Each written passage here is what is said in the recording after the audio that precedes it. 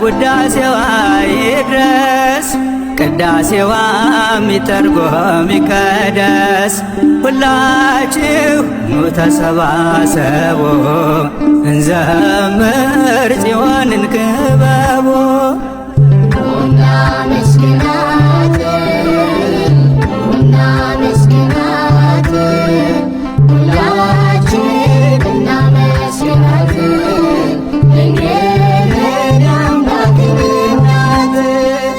ማርያምን የአምላክን እናት ድንግልን የአዳምን ሕይወት ማርያምን የአምላክን እናት ድንግልን የአዳምን ሕይወት ማርያምን የአምላክን እናት ድንግልን የአዳምን ሕይወት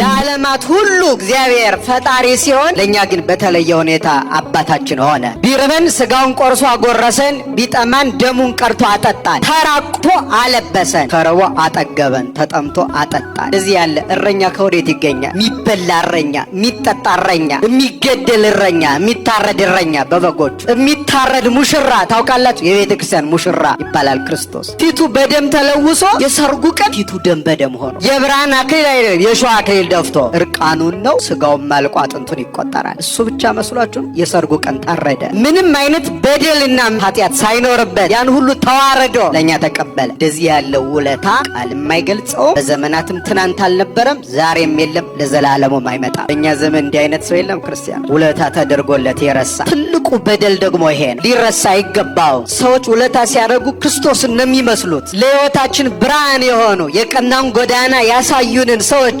ማንረሳቸው ከሆነ እግዚአብሔርማ እንዴት በግ ሊጠብቁ የሚመጡ እረኞች ይገፏቸው ነበረ።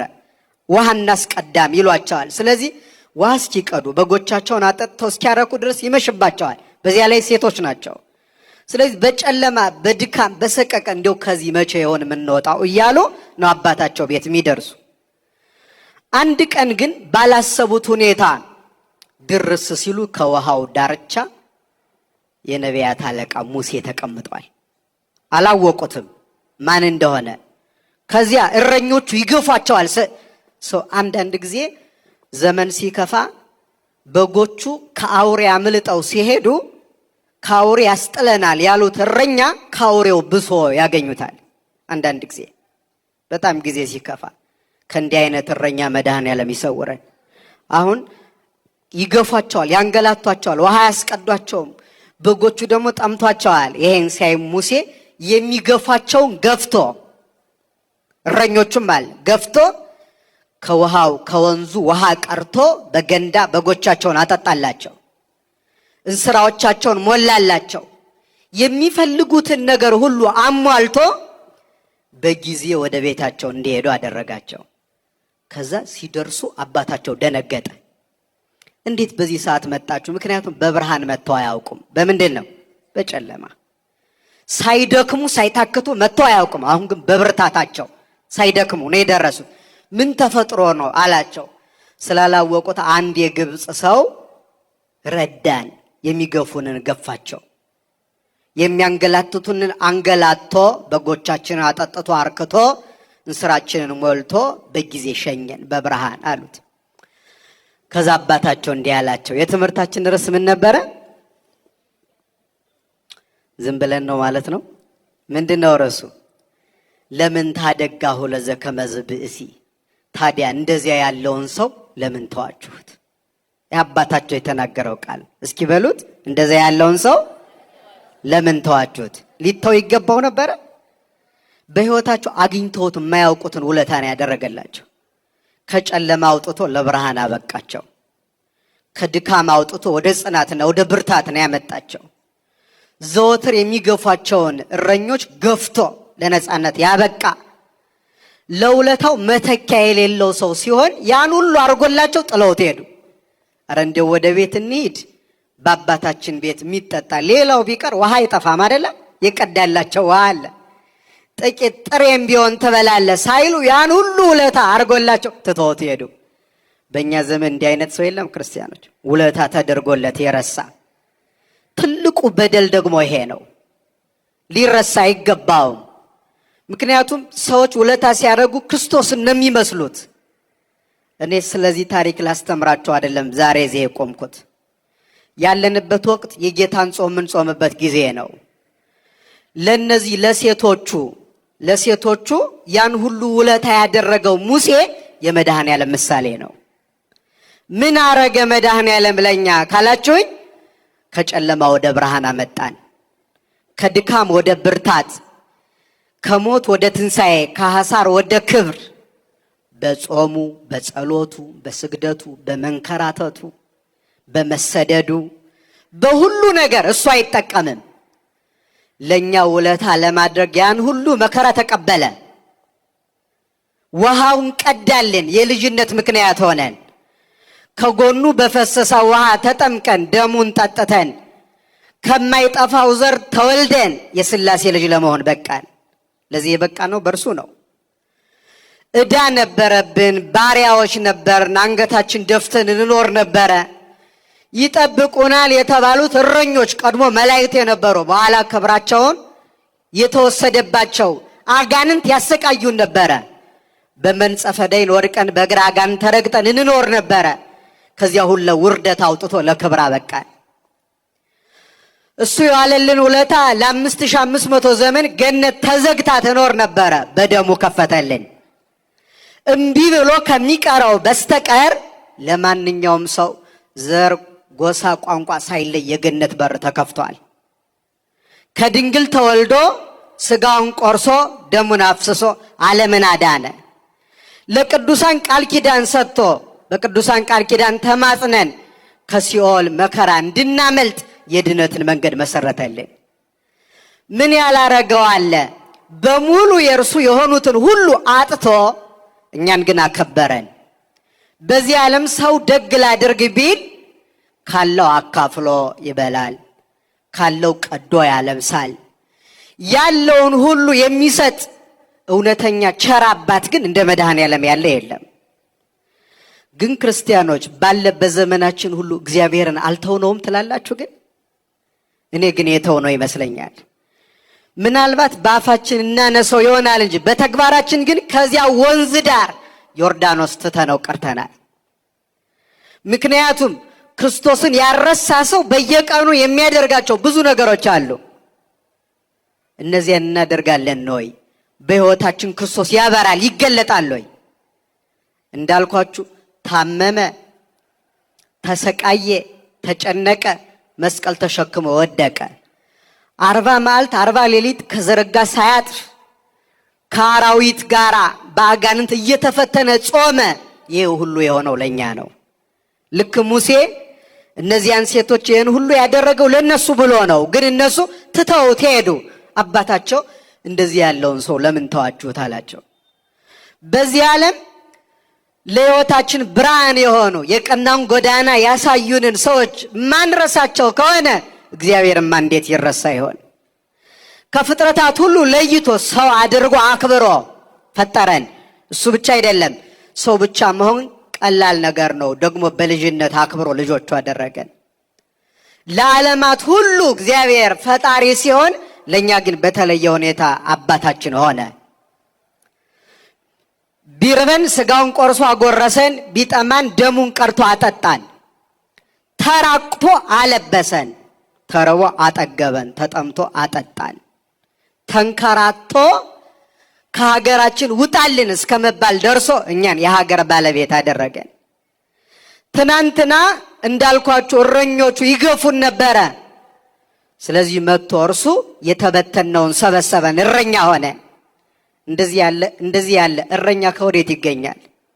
የሚበላ እረኛ፣ የሚጠጣ እረኛ፣ የሚገደል እረኛ፣ የሚታረድ እረኛ በበጎቹ የሚታረድ ሙሽራ ታውቃላችሁ? የቤተ ክርስቲያን ሙሽራ ይባላል ክርስቶስ። ሙሽራ በሰርጉ ቀን አምሮበት ተውቦ ሰዎቹ የትኛው ነው እያሉ ሊያዩት መልኩን የሚጓጉለት ነው። እርሱ ግን እኛን አካሉ ሲያደርግ ሲያገባን እናየው ዘንድ ደም ግባት የለውም። ፊቱ በደም ተለውሶ የሰርጉ ቀን ፊቱ ደም በደም ሆኖ የብርሃን አክሊል አይደለም የሾህ አክሊል ደፍቶ እርቃኑን ነው። ስጋውን ማልቆ አጥንቱን ይቆጠራል። እሱ ብቻ መስሏችሁ የሰርጉ ቀን ታረደ። ሙሽሪት ቤተክርስቲያን ምእመናን የሰርጋችን ቀን ሙሽራችንን በላ ነው ጠጣ ነው። እሱ ተራቁቶ እኛን አለበሰ። ያን ሁሉ ውርደት ተቀብሎ እኛን አከበረን። ቋንጃ ሲቆርጡ ደም ከሚያፈሱ ሰዎች ጋር እኩል እንደ ወንበዴ ተቆጥሮ ተሰቀለ። እኛን ግን ተሆለቆ ምስለ ጅጉያን ከመይደምረን ምስለ ነፍሰ ጻድቃን ከደጋጎቹ ከንጹሃኑ አበው ይደምረን ዘንድ እሱ ከወንበዴ ጋር ተቆጠረ። በግራ በኩል የመጣው ይሄ ማን ነው ሲል ወንበዴ፣ ይሄስ ወንበዴ፣ ከማለ ያለው እሱማ የባሰ ወንበዴ ነው ተብሎ ምንም አይነት በደልና ኃጢአት ሳይኖርበት ያን ሁሉ ተዋረዶ ለኛ ተቀበለ። እንደዚህ ያለው ውለታ ቃል የማይገልጸውም በዘመናትም ትናንት አልነበረም ዛሬም የለም ለዘላለሙም አይመጣም። ታዲያ እንዲህ ያለውን ሰው መተው ይገባል? ክርስቲያኖች ከቃሉ ጋር ናችሁ? ልንተወው ይገባል ወይ? አይገባም አይደል? እስኪ ልጠይቃችሁ፣ ትተነዋል አልተውነው? መልሱ ከልባችሁ። እርግጠኛ ናችሁ? ጎበዞች ትተነዋል። እውነቱ ልንገራችሁ ብዙ ሰው እንዳልተወው ነው የሚሰማው፣ ግን ትተነዋል። ለምን ካላችሁኝ ባንረሳው ኖሮ ቂመኛ አንሆንም ነበረ፣ በቀለኛ አንሆንም ነበረ፣ ተንኮለኛ፣ ለሰው ጥፋት በሰው ጥፋት ደስ የሚለን ሰዎች አንሆንም ነበረ። እንደዚህ ያለ ማንነት የያዝነው ስለተውነው ነው ክርስቶስን። እርሱን የሚያስብ ሰው በጭራሽ ለሰው ክፉ ሊያስብ አይችልም ነበር። እሱን ማሰብ ያን ፍቅሩን ህሊናውን ወደ ቀራንዮ ቢወስደው ለሱ ያደረገለትን ቢያስብ ኖሮ የሁሉ ተንኮልና ክፋት በፍጹም አይመጣም ነበር። ግን አሁን የምንኖረው ክርስቶስን እንደዘነጋ ሰው ነው። እንደዘነጋ አባቶቻችን ሲገፏቸው ተገፍተው በሙሉ ያለውን ዕቃ ወስደውባቸው ይቺ ቀርታለች መጎናጸፊያዋን ጨምራት ትጠቅምሃለች ብለው የሰጡ አንድ ጎዳና አብረኝ ሄድ ሲሏቸው ሁለት ጎዳና አብረው በየዋነት ተከትለው የሄዱት እርሱን ስላረሱት እኮ ነው። በሕይወታቸው ሁሉ እርሱን ከሚያሳጣቸው ነገር የተቆጠቡ ትሑታን የሆኑት ስላረሱት ነው። ለምሳሌ በእርግጠኝነት ትዕቢተኛ ሰው ክርስቶስን ያውቀዋልና አረሳውም አይባልም። ባንረሳው ኖሮ በግልጽ የምነግራችሁ ሁላችንም ትሑታን እንሆን ነበረ። አሁን ግን ትዕቢተኛ ያልሆነ ማን አለ በእኛ ዘመን? ከላይ እስከታች ስለ ራሱ ክብር የማይጨነቅ ራሱን አስከብሮ የሚኖር ከሰው ዝቅ ብሎ መታየት አይፈልግም። ማንኛውም ሰው ስለ አላውቅም አይልም። በሁሉ ምሉ እንደሆነ ነው የሚሰማው። ይሄ እኮ ትዕቢት እኮ ነው። ራሳችን በሕይወታችን ውስጥ አዋርደን እኔ የመጨረሻው ወራዳና ተራ ሰው ነኝ ብለን በክርስቶስ ፊት ዝቅ አድርገን ነው የምንኖረው። እስኪ ልባችን ምን ይለናል? የተለየን ሰው እንደሆን እኮ ነው የሚሰማን። አንዳንዱ በመልኩ ይኮራል፣ አንዳንዱ በቁመናው፣ አንዳንዱ በስልጣኑ፣ አንዳንዱ በሀብቱ። ሰዎች ሲከቡት ልቡ ተራራ የሚሆንበት ሰው አለ። እንዲህ ሆኖ ክርስቲያን መሆን ይቻላል? ክርስቶስን ማስታወስ አይቻልም በፍጹም። መድኃኔዓለም በቸርነቱ ወደ ልባችን ይመልሰን። አስተዋላችሁ ክርስቲያኖች? ረስተነዋል። አንድ ምሳሌ ላንሳላችሁና ሐሳቤን ወደ መቋጨት ልምጣ። በመጽሐፈ መክብብ ምዕራፍ 9 ቁጥር 14 እስከ 15 ነው የተጻፈ። እንዴት እንደረሳ ነው ክርስቶስን። ይሄን ቃል በደንብ ልብ ብላችሁ ስሙ። እንዲህ ይላል፣ ታናሽ ከተማ ነበረች ይላል ሰሎሞን ጠቢቡ መክብብ በተባለ መጽሐፉ። ምን አይነት ከተማ ነበረች? ደከማችሁ እንዴ? ምን አይነት ከተማ? ታናሽ። ጥቂት ሰዎችም ነበሩባት አለ በዚያች ከተማ የሚኖሩ። አንድ ታላቅ ንጉሥ መጣና ያችን ከተማ ከበባት፣ አጥር ሰራባት፣ በውስጧ ያሉ ሰዎችም እንዳያመልጡ ጠበቃት። ከተማዋንም ሊያጠፋ ሰዎቹንም ሊገድል ማለት ነው የመጣው ታላቅ ንጉሥ። በእርግጥ ታላቅ አይባልም፣ በክፋቱ ነው ታላቅ የተባለ እንጂ ምንም ደግ ስራ የለውም። ከበባት፣ ታላቅ ግንብ ሰራባት፣ ዓላማው ምንድነው? ያችን ከተማ ማፍረስ፣ ህዝቦቿን ማጥፋት ነው። ከዚያ ግን በዚያች ታናሽ ከተማ ውስጥ ይላል ሰሎሞን አንድ ጥበበኛ ደሃ ሰው ነበረ አለ። ምን አይነት ሰው? ሰዎቹ አያውቁትም፣ ከጉዳይም አይቆጥሩትም። እዚያች ከተማ ውስጥ የሚኖር ደሃ ነው፣ ግን ጥበበኛ ነው። ከዛ ያ ሰው ነበረ ተገኘባት ይልና ያችንም ከተማ በጥበቡ አዳናት። ከዚያ ክፉ ንጉሥ ጥፋት በጥበቡ ያ ደሃ ሰው ያችን ከተማ አዳናት። ህዝቦቹንም ከጥፋት ታደጋቸው። የሚያሳዝነው የመጨረሻው ቃል ነው። ያንን ደሃ ጠቢብ ሰው ግን ማንም አላስታወሰው። ከተማ ታድጎ ከመፍረስ፣ ህዝቡን ከጥፋት፣ ሀገርን ከመዓት ታድጎ ያ ውለታ የተደረገላቸው የዚያች ከተማ ሰዎች ግን ያን ደሃ ረሱት ይላል። አያሳዝንም? ይሄ ደሃ ያሳዝናል? አያሳዝንም? በጣም ያኑ የሰራው ሀገር ማትረፍ ቀላል ነው? ሰውን ከሞት መታደግ ያልቻልነው እኮ ይሄንን ነው እኮ። ዓለም እኮ ያልቻለው በዚህ ዘመን ከተማ ማዳን። የሚፈርሰውን ሀገር እዩት። በዓለም በጦርነት ምክንያት የሚፈሰውን ደም ተመልከቱት። ይህን እኮ ነው ያልቻልነው። ያ ጠቢብ ደሃ ግን በጥበቡ ምን አረገ? ከተማ ከመፍረስ ህዝብን ከጥፋት ታደገ። ሰው ግን ያን ደሃ ረሳው፣ አላስታወሰውም ይላል። ያቺ ታናሽ ከተማ ይቺ ዓለም ናት። ክርስቲያኖች ምን ኖርባት ትንሽ እኮ ናት፣ ትንሽ ናት። በዚያች ከተማ ጥቂት ሰዎች ነው የሚኖሩ። እኛ ነን እኮ ጥቂቶች እኮ ነን። በእግዚአብሔር ዘንድ እኛ የበዛን ይመስለናል እንጂ በሱ ዘንድ በጣም ትንሾች እኮ ነን። ዓለሙም ገና አልደረስንበትም። ፍቅር ነው እንጂ ያጣን፣ ዓለም አልጠበበንም። ከተማም ትንሽ ናት፣ እኛም በጣም ጥቂቶች ነን። ከዚህ በኋላ መንታ እንኳን ብንወልድ ዓለምን ልንመላ አንችልም። አንድ ሆና ተወልዳ አንድ ወልዳ ሰማዩንም ምድሩንም የመላችው እመቤታችን ብቻ ናት። ሌላው ግን ዓለምን አይመላም፣ እንኳን ሰማዩን ቀርቶ። አሁን አስተዋላችሁ? ከተማዋ ትንሽ ናት፣ ይቻለም ጥቂት ሰዎች እኛ ነን የምንኖርባት። ከዚያ ምን ሆነ? ታላቅ ንጉሥ መጣና ይችን ከተማ ከበባት፣ አጥር ቀጠረባት፣ ሊያፈርሳት፣ ህዝቡን ሊያጠፋ። ያ ታላቅ ንጉሥ ዲያብሎስ ነው። መጣ ወደዚህ ዓለም ይችን ዓለም ሊያጠፋ፣ ሰውን ከክርስቶስ ሊለየው። ሰው ሞተ የሚባለው ከክርስቶስ ሲለይ ነው። ኃጢአት አሰርቶ ጣዖት አስመልኮ ከክርስቶስ ሊለይ ታላቅ ንጉሥ የተባለው በክፋቱ ዲያብሎስ ከበባት፣ ይችን ዓለም አስጨነቃት፣ አስጠበባት። በዚያች ከተማ ግን አንድ ጠቢብ ድሃ ሰው ነበረ ይላል። ያ ጠቢብ ድሃ ሰው መድኃኔዓለም ነው። ለምን ነው ግን ድሃ የሆነው ካላችሁኝ፣ እኛን ባለጸጋ ሊያደርግ። ሐዋርያው አንደ በኩሉ ወአንትሙኒ ትባሉ በንዴተ ዚአሁ፣ እናንተ በእርሱ ድህነት ባለጸጋ ትሆኑ ዘንድ እርሱ ስለ እናንተ በሁሉ ድሃ ሆናል። ቤት የለው፣ ትራንስፖርት የለው፣ ማደሪያ የለው። ቀበሮ እንኳን ማደሪያ ሲኖረው እርሱ ግን በምድር ላይ ማደሪያ አልነበረው ብሎናል። ቀበሮ እንኳን ጉድጓድ አላቸው፣ እኔ ግን ራሴን የማስጠጋበት የለኝም። በዚህ ደረጃ የዓለማት ፈጣሪ ድሃ ለምን ሆነ ካላችሁኝ፣ እኛም ባለጸጋ ሊያደርግ። ከዚያስ ምን ሆነ ካላችሁኝ፣ ያን ድሃ ሰው ግን ማንም ያስታወሰው የለም። ባለጸጋ አደረገን፣ አከበረን፣ ለርስት ለገነት አበቃን፣ ስጋውን እንድንበላ ደሙን እንድንጠጣ አደረገ፣ ለልጅነት አበቃን። ግን ረሳ ነው። እንዴት እንደረሳ ነው ልንገራችሁና ሐሳቤን ላብቃ።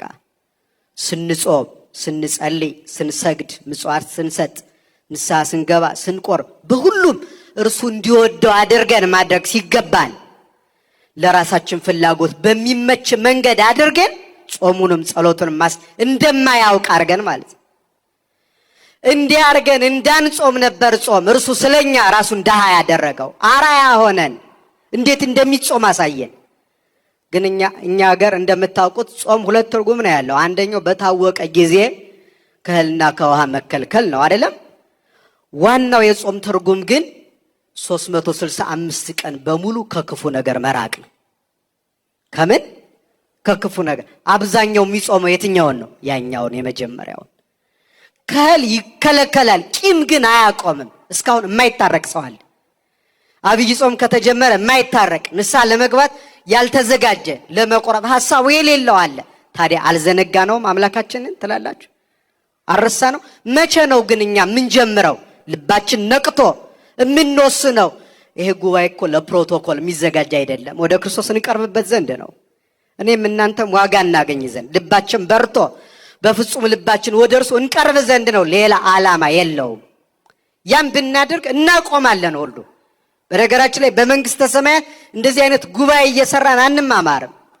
ሰው ገብቶት ወንጌል አምኖ ስጋው ደሙ ከተቀበለ በኋላ እንደ መልአክ እያመሰገነ ነው የሚኖር። በቃ ተልእኮውን ፈጸመ።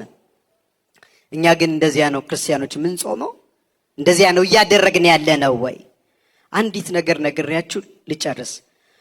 በጣም ማስተዋል ያለብን በተለይ የኢትዮጵያ ኦርቶዶክስ ተዋሕዶ ቤተክርስቲያን ምእመናን አጠቃላይ ሁላችንም አንድ የሚስተዋልብን ነገር አለ። ስርዓትና የተቀነነውን ቀኖና በደንብ ትኩረት የማድረግ እርሱንም በእርግጥ በአግባቡ አንፈጽመው፣ ዋናውን ደግሞ የክርስትና ዓላማ የመዘንጋት ችግር አለብን። ይህን ጠቁሜያችሁ ለማለፍ ክርስትና ምንድን ነው ካላችሁ ፍቅር ነው። ምንድን ነው? ፍቅር። ሌላ የለውም። በቃ ዓላማው። ለምሳሌ ልንገራችሁ ማሳያ። አሁን በቂም በበቀል በተንኮል ሆኖ ጾሙን የሚጾም ሰው አለ። አሁን ነገ ትንሣኤ ሲመጣ እርግጠኛ ነኝ አብዛኞቻችን ዶሮ የምናርደው ስንት ሰዓት ላይ ነው የሚል ጦርነት በሚዲያ ይከፈታል። ስንት ሰዓት ነው የምናርደው? መከራ፣ አረ መልሱልን። በጣም እኮ ነው የሚያሳዝነው። በዚህ ምክንያት በጣም ጥሩ እኮ ነው፣ ይሄ ጥሩ ነገር ነው። ግን አንድ ለማስገንዘብ የፈለኩት ነገር ስላለ ነው። ይሄንን በጣም አጥብቀው ህሊናቸውን ሰቅዞ ስለያዘው የቅበላ ባለፈው አብይ ጾም ሳይገባ ዶሮ አርዶ ፍሪጅ ውስጥ ያስገቡ ክርስቲያኖች አሉ። ያስጨንቋቸው። ግን የሚገርመው የትንሣኤ ግን አይቆርቡም እነዚህ ሰዎች። በአብይ ጾም ግን የተጣሉት ሰው አለ፣ ንስሐ አይገቡም። እነሱን የሚያስጨንቃቸው ዶሮ የሚታረድበት ሰዓት ነው። ይህ አይደለም ዓላማችን። እኛ ፍቅር ከሌለና ክርስቶስን የማናውቅ ከሆነ በየትኛው ሰዓት ብታርዱት እሱ እኮ ጉዳያችን አይደለም። ህጉ፣ ዓላማ፣ ወንጌሉ ለገባው ሰው ነው ስለ ስርዓት የምናወራው። እሱን ትተነው ጨርሶ ግን እንዴት ይሆናል? እንደውም ምን ይላሉ የግብፅ አባቶች? ለምሳሌ በግብፅ ቤተክርስቲያን የግብፅ መነኮሳት አባቶች ተጣልተው አይቀድሱም። አያችሁ፣ ዋናው እኮ ነው ይሄ። የክርስትና ኮንሰርን ይሄ ነው። እርቅ፣ ሰላም፣ ፍቅር። እየሰማችሁ ነው? ስለዚህ በፍጹም የተወገዘ ነው። ተጣልቶ ማስቀደስ፣ መቁረብ፣ መቀደስ አይቻልም። ተመልከቱ። በእኛ ሀገር ደግሞ በሰዓት መጾም እስከ ማታ የሚጾም አለ። ጥሩ ነገር ነው። ግን ቂም አለ። አስቡት፣ የት ነው የምንደርሰው እንደዚህ ሆነን? እና ምን ይላሉ የግብፅ አባቶች? ኢትዮጵያውያን መነኮሳት ወደኛ ወደ ግብፅ ሲመጡ ተጋርሏቸው ልዩ ነው። እንደኛ አይደሉም። አሁን እነሱ በጾም በጸሎት በትህርምት ኢትዮጵያውያን ይበልጣሉ። ከቀደሙት አባቶቻችን ያገኘ ነው ይበልጣሉ። እንዲሁም ተጋርሏቸው ከፍ ስላለ ኢትዮጵያውያን መነኮሳት በግብፅ ያሉ በአታቸው ራሱ አይዘጋም፣ ክፍት ነው። የግብፃውያን ይዘጉታል፣ በራለው። ኢትዮጵያውያን ግን ክፍት ነው። አየች፣ በዚህ ደረጃ በትርምትና በተጋድሎ ኗሪዎች ናቸው። ግን ወንድሞቻቸውን ይጠላሉ። እና ምን ይላሉ? ቂምና በቀል ቢተው ኖሮ ኢትዮጵያውያን በአንድ ጀንበር ቅዱስ ይሆኑ ነበር፣ ይበቁ ነበር ይላሉ። እንዲህ ሆነን የቀረነው ይህን ስለዘነጋ ነው። በቀሪ ዘመናችን አምላካችን በቸርነቱ እሱን የሚያስታውስ በጎ ነገር እያደረግን ዘመናችን እንድንፈጽም ቸርነቱ ትርዳን። እግዚአብሔር ይስጥልኝ። ሁላችሁም እንደምንቆያችሁ እንደምን አላችሁ? አብረን እንዘምራለን።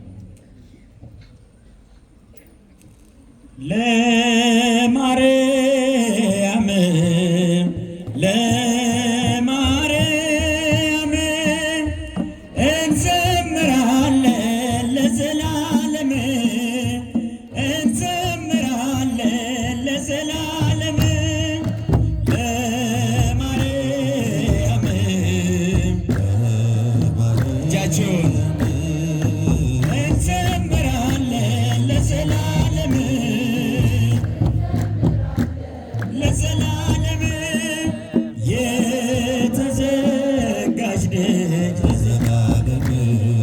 Let's get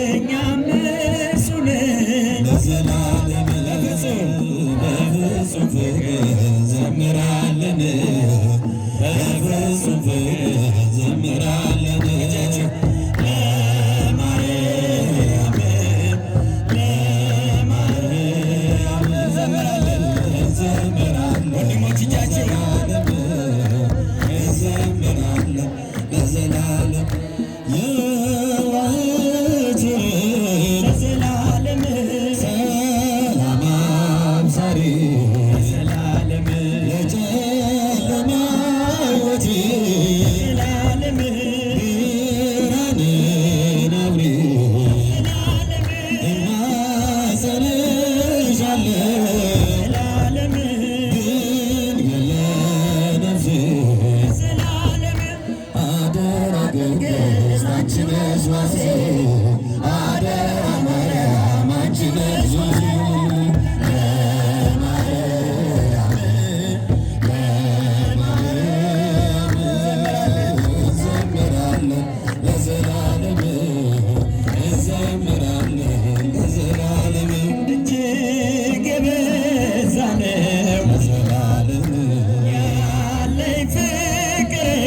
ለዘላለም አይነገርም ለዘላለም አይወሰንም ለዘላለም እሷ ደስ ይለኛል ለዘላለም ሐሴት አደርጋለሁ ለዘላለም ስሟን እየጠራሁ እዘምራለሁ ስሟን እየጠራሁ እዘምራለሁ ቤታችን ምስጋና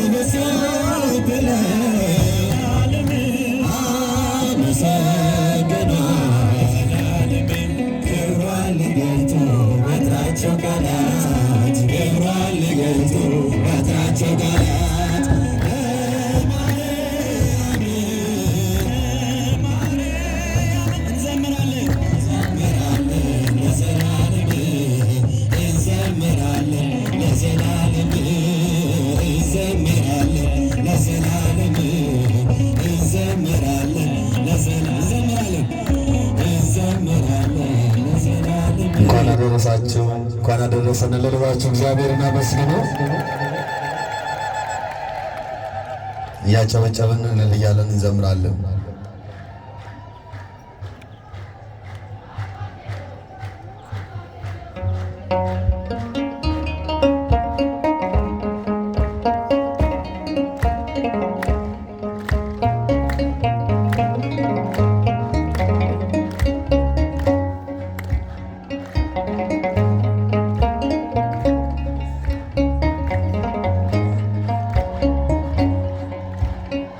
አንደበት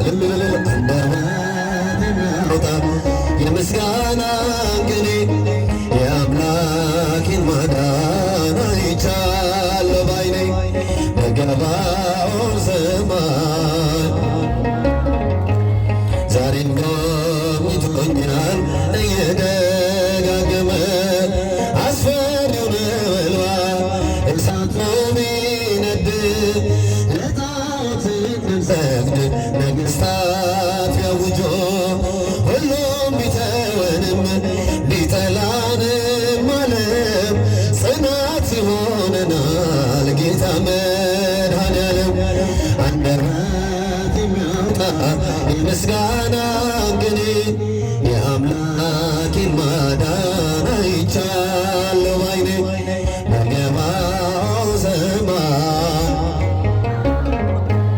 ዛሬም ጎብኝቶኛል እየደገመ በዳዊት ምስጋና በያሬድ ዝማሬ ከቅዱሳን ጋር ብዘምር አብሬ እርሱን ሳመሰግን ምልኮል ብትስቅብኝ ለጌታዬ ክብር እዘምራለሁ። ዘምሩ አንደበት የሚያወጣ የምስጋና ቅኔ የአምላኬን ማዳን አይቻለሁ ባይኔ በገባው ዘመን ዛሬም ጎብኝቶኛል እየደጋገመ ለማርያም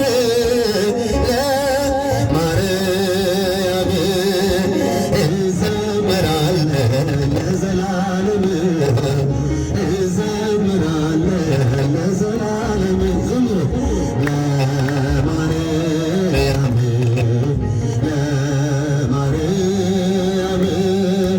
እዘምራለሁ ለዘላለም እዘምራለሁ ለዘላለም እጅግ የበዛ ነው ለዘላለም ያለኝ ፍቅር ለዘላለም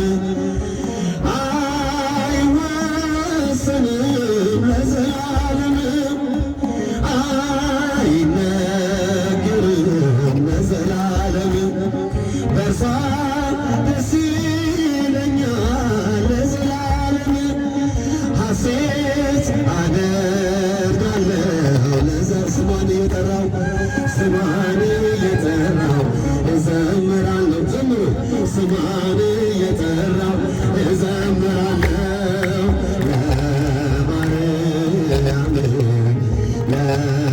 ለማርያም እዘምራለሁ ለዘላለም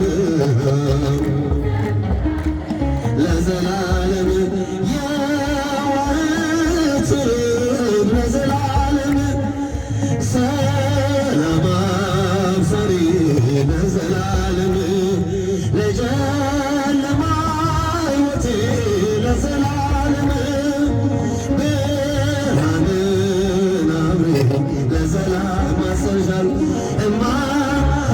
እማጸንሻለሁ ለዘላለም ለነፍሴ ለዘላለም አደራ ቅድስት አንቺ ነሽ ዋሴ አደራ ማርያም አንቺ ነሽ ዋሴ ዘምሩ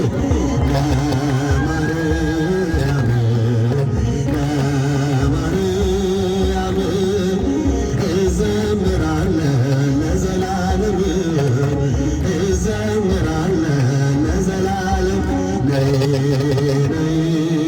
ስላት ለዘላለም ቃልና ለዘላለም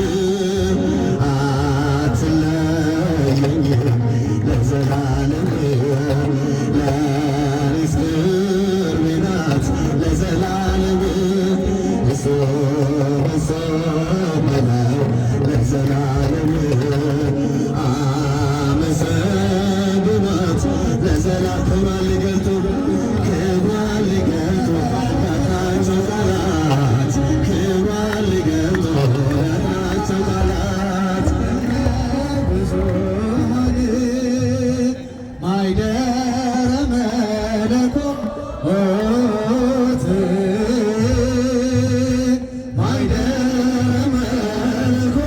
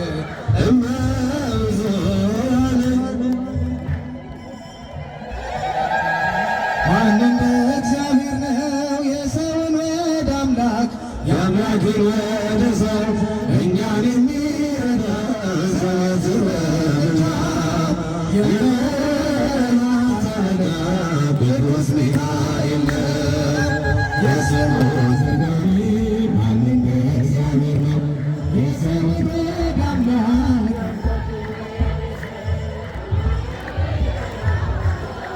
የመላእክት አለቃ ቅዱስ ሚካኤል አረገ በስብሐት አረገ በልታ በስብሐት በልታ አረገ በስብሐት በልታ አረገ በስብሐት አረገ በልታ በስብሐት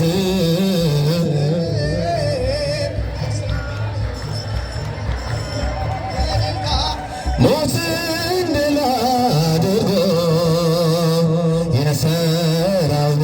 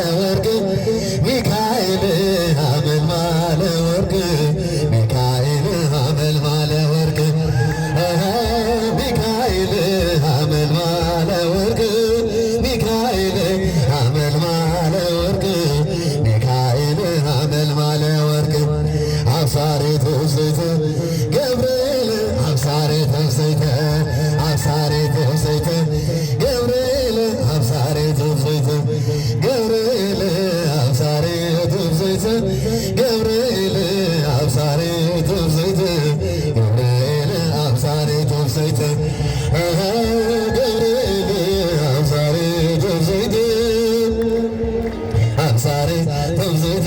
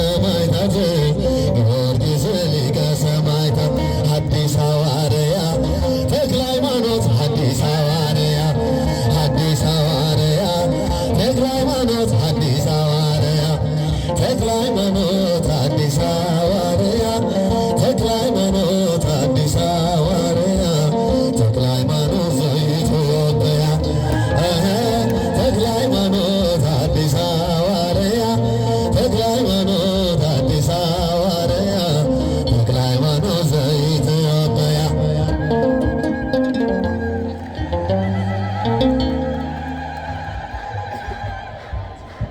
ስምክ ይጥዑም ስምክ ይጥዑም ስምክ ይጥዑም ስምክ ይጥዑም ስምክ ይጥዑም ስምክ ይጥዑም በእጃችሁ ስምክ ይጥዑም ስምክ ይጥዑም ስምክ ይጥዑም ማርያም ማርያም ማርያም ስምክ ይጥዑም ማርያም ማርያም ማርያም ስምክ ይጥዑም ስምክ ይጥዑም ስምክ ይጥዑም ስምክ ይጥዑም ስምክ ይጥዑም ስምክ ይጥዑም ስምክ ይጥዑም ማርያም ማርያም ማርያም ስምክ ይጥዑም ማርያም ማርያም ማርያም ስምክ እስኪ ስምክ ይጥዑም በሉ ስምክ ይጥዑም ስምክ ይጥዑም ስምክ ይጥዑም እልል ስምክ ይጥዑም ስምክ ይጥዑም ስምክ ይጥዑም ማርያም ማርያም ማርያም ስምክ ይጥዑም ማርያም ማርያም ማርያም ስምክ ይጥዑም ስምሽ ይጣፍጣል ስምሽ ይጣፍጣል ስምሽ ይጣፍጣል በእጃችሁ ስምሽ ይጣፍጣል ስምሽ ይጣፍጣል ስምሽ ይጣፍጣል ማርያም ማርያም ማርያም ነኤ ሰናይተ ማርያም ምስለ ሚካኤል ወገብርኤል ነኤ ሰናይተ ማርያም ነኤ ነኤ ነኤ ነኤ ነኤ ነኤ